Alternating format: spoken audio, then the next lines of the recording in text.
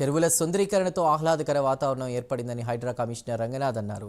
నగరంలో హైడ్రా ఆధ్వర్యంలో చెరువుల సుందరీకరణలో భాగంగా ఇవాళ నల్ల చెరువు అభివృద్ధి పనులను ఆయన పరిశీలించారు. ఏడాది క్రితం ఇదే ప్రాంతంలో ఎఫ్టీఎల్లో ఉన్నటువంటి ఆక్రమణలను తొలగించినప్పుడు విమర్శలు వచ్చాయని, కానీ వాటన్నింటినీ తట్టుకుని చెరువును సుందరీకరణ చేయడంతో త్రాగునీటి సౌకర్యంతో పాటు వరదల ముప్పు నుంచి రక్షణ కల్పించామన్నారు. ఈ చెరువు విస్తీర్ణం హైడ్రా చేపట్టిన పనుల్లో భాగంగా 10 ఎకరాలు పెరిగిందని రంగనాథ్ తెలిపారు.